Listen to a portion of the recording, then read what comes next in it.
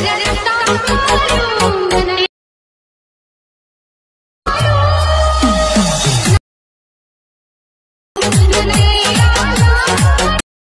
more! Once more! Once more!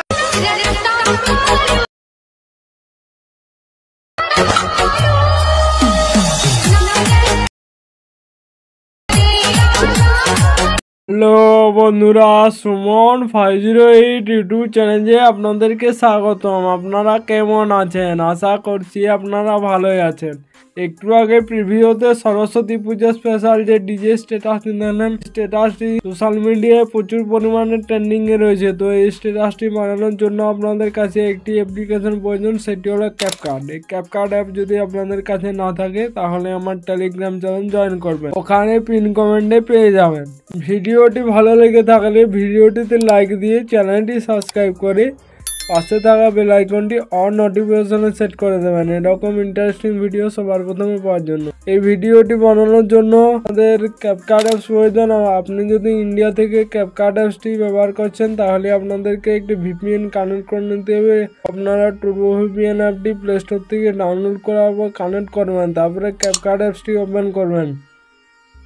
CapCut অ্যাপসটি open করার পর নিউ প্রজেক্ট অপশানে ক্লিক করবেন। এখানে আমি একটা 0.4 সেকেন্ডের ভিডিও ক্লিপ দেবো, সেই ভিডিও ক্লিপটা আপনাদেরকে অ্যাড করতে হবে। তারপরে এসে আসবেন, ক্যাপকাটের লোগোটার উপরে ক্লিক করার পর ডিলিট করে দেবেন।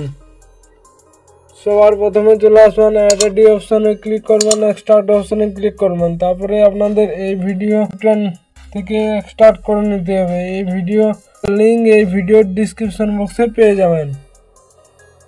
এরপরে প্লাস আইকনে ক্লিক করবেন, ফটোস অপশানে ক্লিক করবেন। অ্যালবাম অপশানে ক্লিক করার পর যে ফোল্ডারে ফটোগুলো থাকবে সেই ফোল্ডারটি সিলেক্ট করবেন। এখানে আপনাদের মোট 11টি মা সরস্বতীর ফটো প্রয়োজন, তো আপনারা অ্যাড করে নেবেন। আমি করে নিচ্ছি।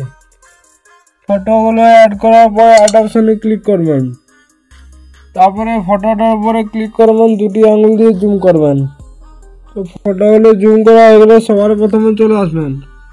এরপরে আপনাদেরকে বিট অনুযায়ী ফটোগুলো অ্যাড করতে হবে। তো আপনারা 0.4 সেকেন্ডের ফটো অ্যাড করতে হবে, তার জন্য 0.4 সেকেন্ডে আসার পর আপনারা কাট করবেন।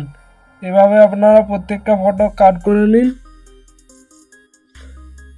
ফটোগুলো কাট করা হয়ে গেলে আপনারা সবার প্রথমে চলে আসবেন, ভিডিওটার উপরে ক্লিক করবেন, অ্যানিমেশন অপশানে ক্লিক করবেন, কম্বো অপশানে ক্লিক করবেন প্রথম ফটোটার সামনে। তারপরে আপনারা এখানে দেখতে পাবেন রাইস পিন। এই রাইস পিন অ্যানিমেশনটা আপনাদের প্রত্যেকটা ফটোতে অ্যাড করে নিতে।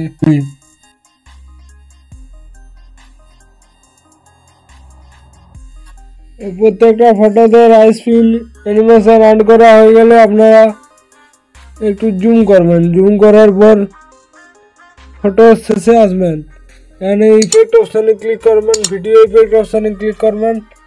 তারপরে এখানে দেখতে পাবেন স্পার্ক, এটার উপরে ক্লিক করবেন, মেথডটা সিলেক্ট করবেন।